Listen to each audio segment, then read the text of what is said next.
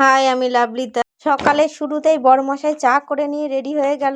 আমি আমার ছোট ছেলে বসে গেলাম চা খেতে। সকালটাই চা খেতে খেতে একটু গল্প হয়, তারপরে মাঠে বেরিয়ে যাই। আর সারাদিন আর কোনো কথাই হয় না। চাটা খেয়ে নিয়ে আমার কাজের ব্যস্ততা চালু হয়ে গেল। তারপরে যাই হোক, একটা কথা বলি তোমাদের।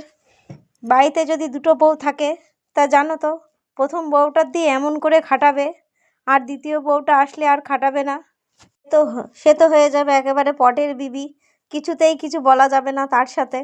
আর এই দুই বউয়ের মধ্যে ঝামেলা পাখাই মেন শাশুড়ি। শাশুড়ি হলো যত নষ্টের গুড়া। দুই বউকে ভালো করে থাকতেও দেয় না। তারা যে নিজেদের কথা দুজনকে শেয়ার করবে সেটাও নেই।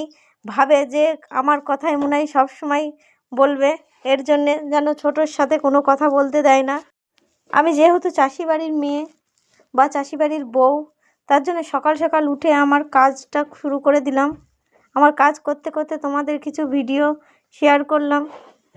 জানোই তো, চাষি বাড়ি সারাদিনে নয় নাঙল বয়, যাই করো, রাঁধতে আসতে আরও তো ঝামেলা।